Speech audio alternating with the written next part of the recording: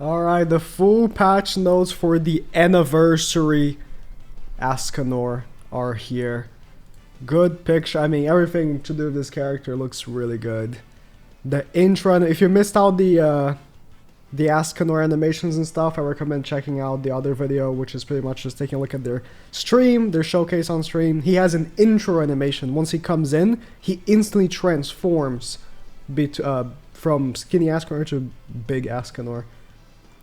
Sorry. Banner. We got a new story chapter as well.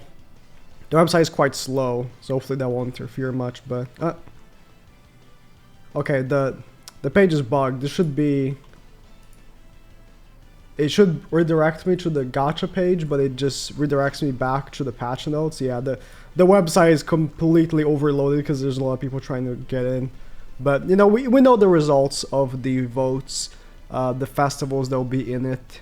I just wanted to see if they added something else in there. But, I don't know.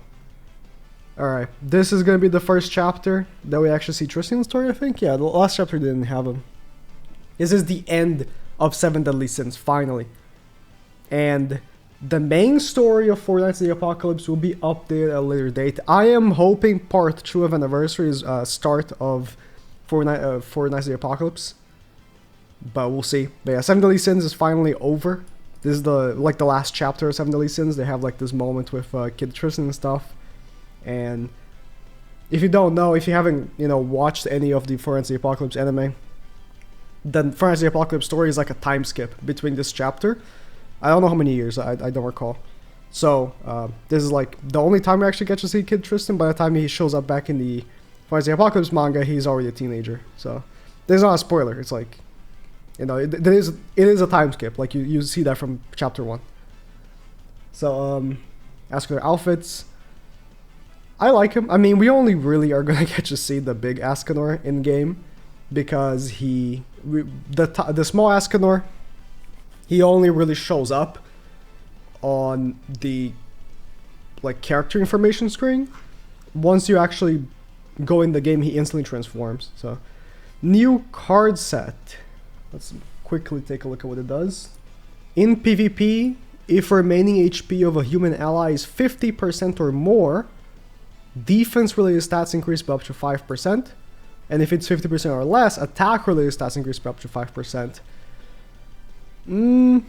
I think for a human team, you'd rather have more HP. But that's not bad. Trader Meli and Dariari Holy Relics. I've been waiting for this Trader Meli Relic, and it's good. So, Trader Meli Relic, when an ally in PvE, so this only works in PvE, no PvP. I know some people are going to be mad about that. I think that Trader Meli would not be competing with Demon King Meli regardless. Maybe if he got an LR, he would have competed with Demon King Meli, but it would be unreasonable to think that they would make Trader Meli actually compete with Demon King Meli in PvP, considering the gap in stats, in overall, like everything. Like the gap between Demon King Meli and Trader Meli was too huge for a Holy Relic. So, it's not how it was with Assault Meli, you know, taking over a little bit with Gelda. You know, there's no situation like that. Like, Trader Meli just wouldn't be able to compete. But in PvE, he can be the GOAT. You know, like, that's where he can really shine. So I think that's best. So in PvE, when an ally uses a single target, your attack-related stats increase by 5%, up to 25. And when you use an AoE skill, it says general attack skill. I don't know if that means any attack or AoE attack, but when you use a general attack skill, I'm guessing any attack, removes the debuffs from all allies. Or it says removes one debuff on an ally. On the translation, I'm going to assume it removes a debuff from each ally.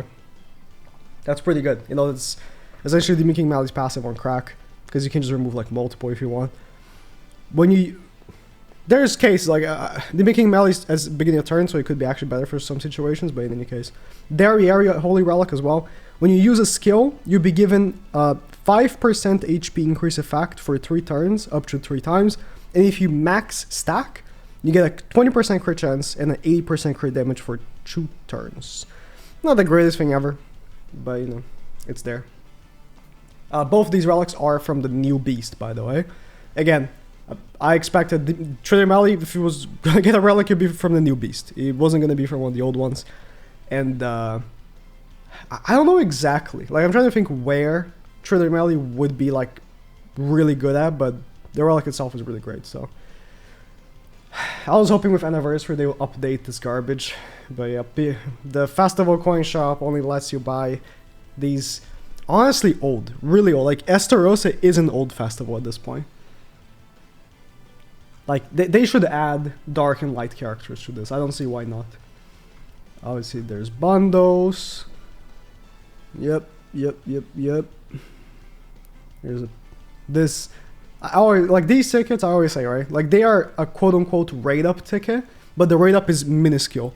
If you know want to buy it, you know, it's your money, but these tickets are garbage. Like some people might get lucky with them because it is summoning, right, but they don't have pity on them, and pity is the best way for you to, you know, get the character essentially. A bunch of bundles. Oh my god, they are they are trying to get some money out of this celebration. Of course they are. Of course they are. I paused to check if the banner page was working, but it's not. Holy... no, this is the...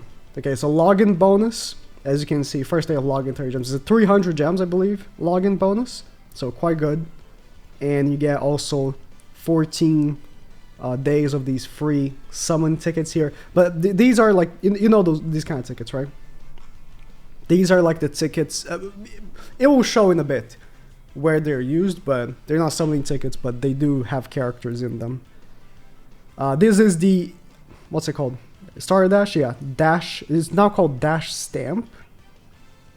No, it's Star Dash, but the Dash Stamp is the currency, I guess. So every day that you log in, you get a stamp, and then you get to use the stamp to do the summon. As you can see, the 14 summons, and 14 stops you at the 440 mark, right? If I'm not mistaken. So the guarantee characters that you can pick between are at the 300. So this is one that you're gonna get for free. Either Trader Melly or Light Liz. I mean, Trader, if you don't have either of those 6/6, right? Trader Melly, yeah, he just got a relic and he seems to be very strong. So, and Light Liz is quite garbage. She might get a LR eventually. Anyone can, but you know, as the current moment, she's quite garbage. But you know, if you have Trader Melly 6/6, but you have her not 6/6, then different story, right? This one is quite weak.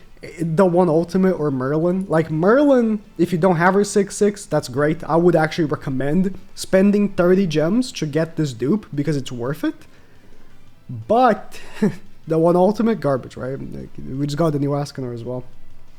And at the end, you get the LR. This one's terrible. I would not go for this. Like, that's an extra, what, 150 gems? Yeah, so it'd be like 180 from the part that you stop getting for free. Nah. I don't recommend, personally. I think it's not ideal. Very old festivals. Just, I mean, if you don't have either of them 6/6, I mean, at this point, these two characters are already kind of outdated as well. LR, Lost Vein, where do you use them? Like, really, where do you use them? Margaret, she's kind of outdated as well. So, they're outdated LRs at this point. And in the, you know, the multis, you can get these characters for free at random, right? You could get LR Liz. Like, honestly, if LR Liz was here, I would have to say, you know, if you don't have LR Liz at all, I would recommend spending the extra 150 gems. But for these two, I don't know. You know, free multi for Escanor. Got some UR pennants right there. That's pretty nice. Okay, so this is the ticket summons, right? So what's the characters? You get this Liz, which, lol. What's this comeback? Oh, you get some of these items, okay. You get Yorm, so if you don't have these two, if you're like a new, very new player, this could be helpful like for raids with Liz, like Demon King raid. And then You know, the bird and snake right here. And then another free multi for Escanor right here. Okay. These, you know these buffs. They come in every celebration. Bingo. Does Bingo have anything great in here? I mean, you just get the card set. You get more of these tickets. A new fight. You know, new boss. Crazy, right? A new boss. You have... Oh, and actually on Bingo now it tells you if you've done the 30 and 10 of the day. So that's pretty nice actually. Nice UI change. No new boss. I've seen in the other video I saw like a frame of it, but it's a regular boss fight, so I'm not gonna be too hard. Different green tickets here. Interesting. Oh yeah, the website is kind of messed up. I need to refresh. Okay, it took a couple of minutes, but their website seems to be working again. Yeah, there's another, tickets with the same sort of premise as the red ones, where you get some of the characters guaranteed.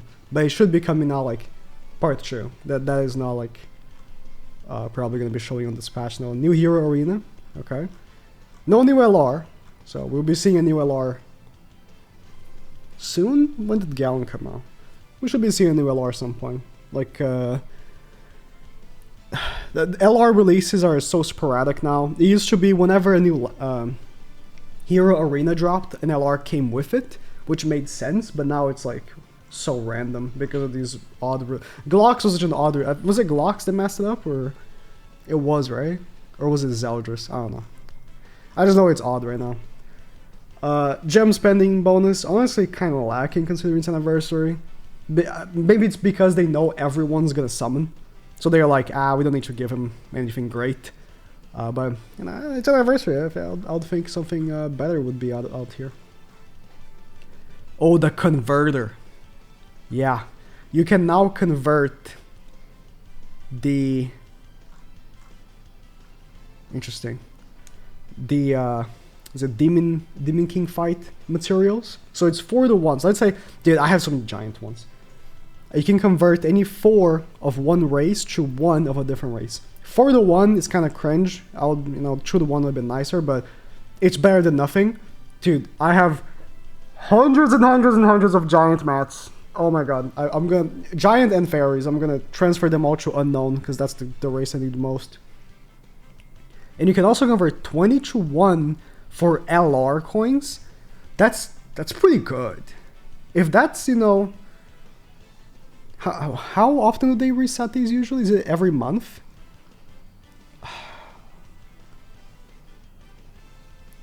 June 27. Should be every month then, huh? That's pretty good. An extra 30 LR coins if you grind the stage. Although, that's only for... 20 to 1 is a very large exchange here. It's probably not feasible for most players. Like, yeah, if you have some extra, cool, but you'd probably better off exchanging 4 to 1 for a different race for more True Awakenings than doing this. 20 to 1 is like crazy. It's multiple runs. 20 to 1. If for like a single race, I've done times where I did like 7 runs in a row and I didn't get 20 for one race. It's just how bad my luck was. Okay, maybe not 20. I don't know. Either way, it's a crazy exchange. Lucky bag. No change for the rewards, I don't think, from the last one. I don't think so. Hawk Pass, what's the new outfit? Arthur, oh yeah, that's the outfit we saw on the stream. Makes sense. Okay, so they're doing some UI improvements, which is nice. So yeah, you can see your stamps right there. Daily missions. So daily missions have been changed, and this will... So is it from this to this? Okay, I'm gonna have to translate. Okay, so on the left are the daily missions, right? So every day you can get, 4 gems, some stuff, right? And these are the weekly missions. For weekly, I think 3 of these chests is like outrageous. It should be 100.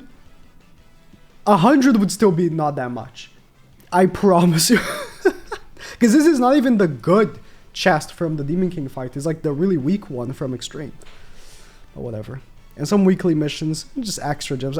I can't complain about extra stuff, especially because they said that I can see. Okay. Weekly mission, log in. Clear training cave. Oh, some people are not gonna like that. Participate in a monster battle. I'm guessing it's demonic beast. Participate in Demon King fight. Like these are very easy ones. Like you can clear knighthood boss battle. These are worth the rewards. Like if you just have to do knighthood boss battle once a week to get an extra 2 gems, just do it. You know, if you don't want to do it, it's just 2 gems. But if you do, 2 gems. Login reward changes. Oh, for new/returning players. So the new player login ends. This is returning players, so most of y'all probably aren't gonna see any difference in this. Seems like you get more gems, but this is only for returning players. And instead of Gaffer, you get Trader Melly. Instead of Gaffer, you get Trader Melly. That's quite the jump in quality of character. That's funny. A lot more gems. A lot more gems. Hey, I mean, listen. New players need to exist. Alright, there's no new players. You know why? Because the game is super hard to get into. It's just so many systems the game has. Alleviating the new player progression is one of the biggest priorities they have to go through. I know it doesn't help us, right? That have been playing for years. But here, like, we need more players. I need more players for this game. So, yeah, but it's true. Like, games die if there's no new players. It's just how it is. If there's no new people coming in, there's only going to be people leaving then. If there's only people leaving, eventually the game dies. There needs to be new people coming in, so. Oh, this is what this ticket is for. So log in for returning users and come back. Remember the festival character from Gacha. So, again, come back. So if you haven't been playing for months, right, because you're like a seasonal player, you play every big celebration, you're going to be getting this festival guaranteed ticket, which gets you on the old festivals. But if you're a returning player, a dupe of Estarossa, or if you don't have Estarossa, it's quite good. It's quite good. Oh, thank God, they improved the layout of the paid shop. Oh, now we're talking. Coin shop improvement. Whoa, let's take a look at this. Okay, now I'm interested. So this is UR coin exchange. Festival coin exchange. Wow, you can't even buy the new material. The festival coins. Sasara coin exchange, gold coin exchange, and silver didn't change. I mean, it's not great. There's not really an improvement here. What's this chest? The purple one. Is this the one from? Let me see. Let me go up. Oh, it unzoomed here as well. Is this the one from Hero Arena? No. No, the one from Hero Arena is gold. What's this chest? This, I think, is from Chaos Battle, right? But what's the... I don't know what chest it might... I mean, if it costs 7 SSR coins, I hope it's worth 7 SSR coins. That's all I'm saying, right? Relaxation of entry conditions for Demon King fight. And also you can turn off the wild attack animation. Whatever, this is not going to impact any of us. I mean, it might be a little faster without the wild attack, but that's about it. Changing some knight orders. Easing the difficulty of annihilation battles. Interesting. Belmoth and... I mean, nerfing these fights is good for new players. Again, anything that they can do that will help new players, I'm all for it. Increasing maximum number of memory crystal slots. Okay, it's not allowed. Every item should be 999 in inventory. I don't know why it's not. Hog Pass mission and rewards reorganization. Yeah, now there's going to be more levels to the Hog Pass. So there's going to be more rewards, I'm guessing.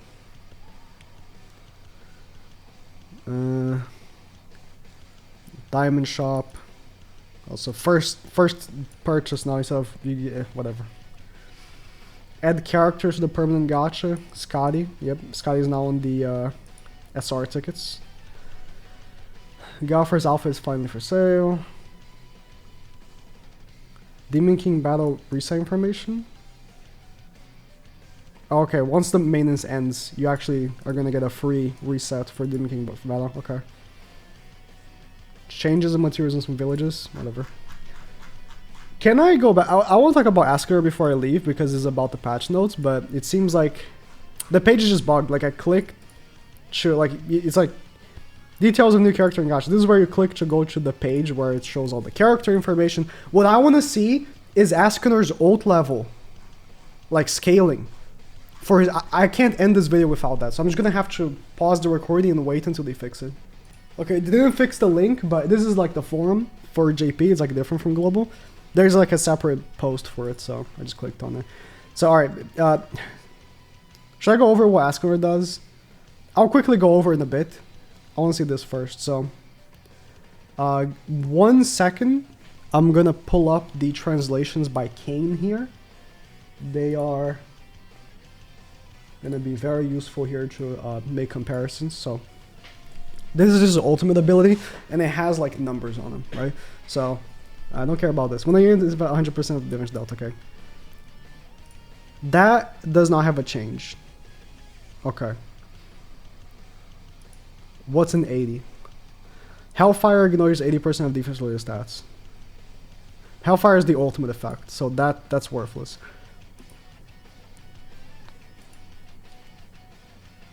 No, the 100 does have scaling. Okay. So if you have him 1/6, only 30% of damage ends up cutting their health bar.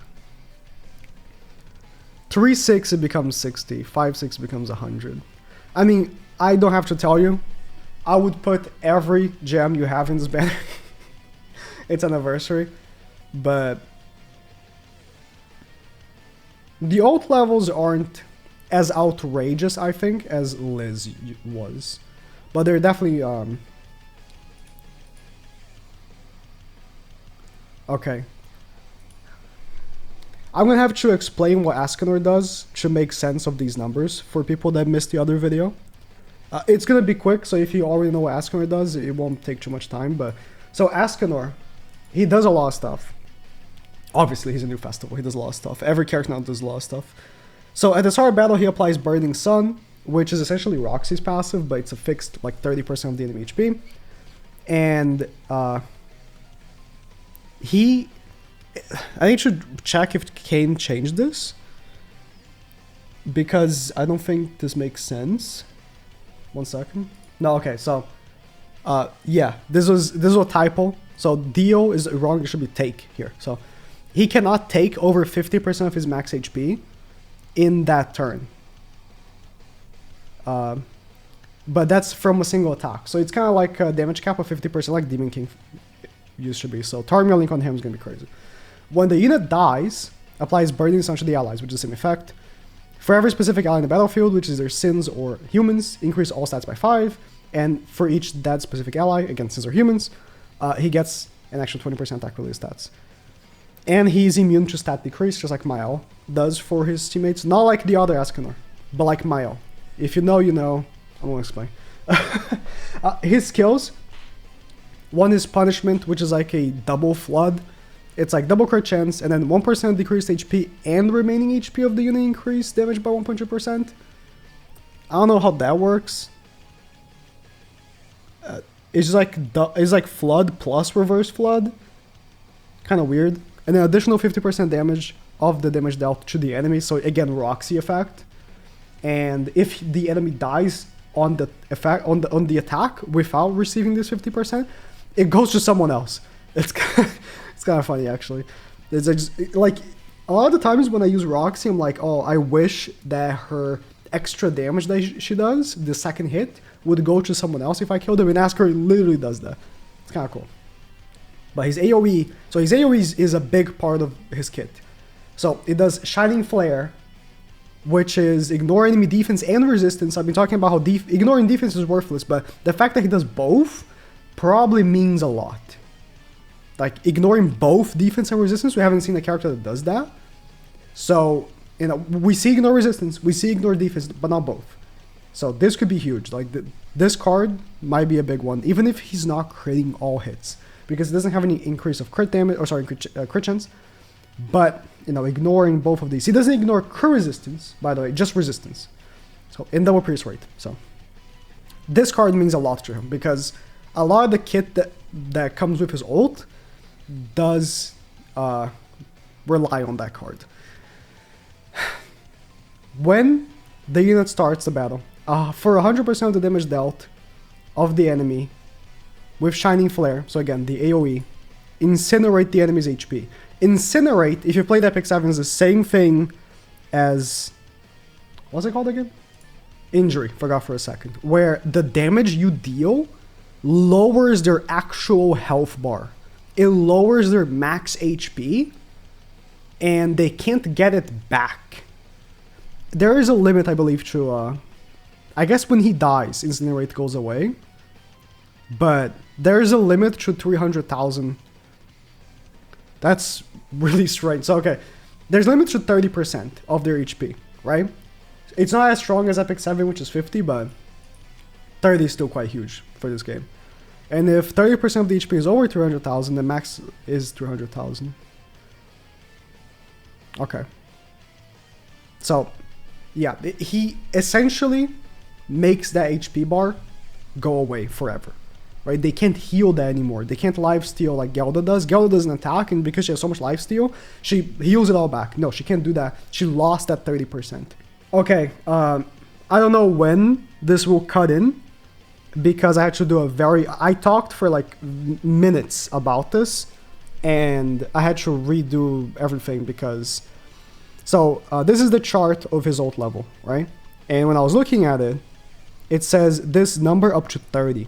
So I was like, what's the only 30 here, right? It's Incinerate. And it's wrong. So his ult increases all stats by 50%. This is a typo. It's supposed to be 30, right?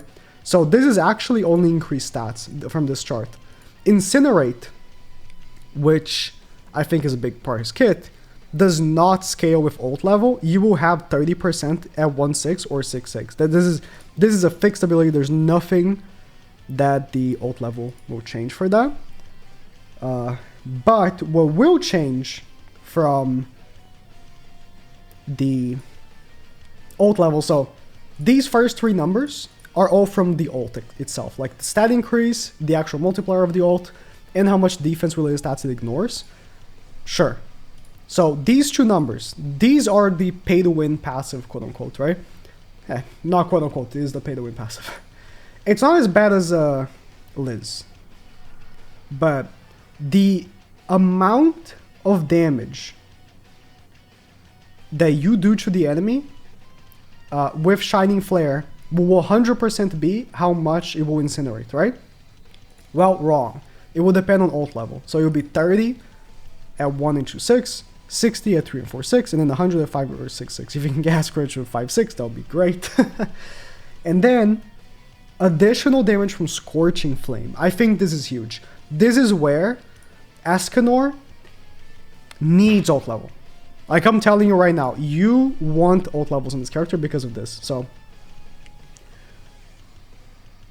incinerate the enemy HP and apply Scorching Flame to the enemy that reach the max limit of Incinerate effect. Unquenchable Flame. Oh, sorry, the Scorching Flame. Whatever. 50% damage taken from skills of Shining Flare. You're increasing his damage by 50% of the AoE. It's a lot more damage. Now, Bursting Sun doesn't seem to have a pay-to-win part, which is nice. So Bursting Sun, when Escanor dies, he deals 50% of everyone's health. If he dies, he literally takes away 50% of all the enemy's HP. This at 1.6 or 6.6 remains the same. Unless the translation here is wrong, and Bursting Sun is this, like, written passive here, but I don't think it is. No. It's the Scorching Flame. The Unquenchable Flame, whatever. It's the actual damage. Yeah. And so, Escanor has pay to win in his ult, but it's not the most important stuff, I don't think. But regardless, if you can have ult levels on him, it will be good. But like, I think that the most important stuff that they could have like really messed up with him would be the Incinerate percentage and the Bursting Sun. But they didn't, which is great. I think that there was enough backlash. I truly believe that Liz gave them enough backlash that they didn't want to do such important stuff again. Because like, personally, like that Light Liz is a phenomenal character at 6'6". And it sucks that like, if you don't have her 6'6", she's a weaker character. It really sucks. But whatever. The banner. I mean, oh, okay, I'm way too zoomed in right now. The banner. We already know the... Oh! Okay. They are including 7 festivals, not 5. So Bond will be in the banner. Who cares about the one ultimate, but... Man, why did people vote for the one ultimate? Oh my god. This could have been another character. Whoever got 8th place could have been here instead. Whatever. Bond's in the banner, that's great. And then, I mean, a lot of like useful characters for a lot of people. This Red Margaret I think is going to be great for a lot of people that don't have her. And then, you know, they changed it now that the 300 and signature milestone can drop Escanor, which is good. And I think this is the paid only tickets, which again, they're not great, but it's your money, do whatever you want. Okay. Well, that's Escanor. Again, if you want to see his gameplay, the other video has it. And yeah, I'm excited to try him. It's later tonight. So right now for me, it's like 3 p.m. It will be at 11 p.m. my time. By the time I upload this video, it's probably gonna be half an hour from now. So from the time I upload this video, it's like 7 hours for this character to drop. I'm excited.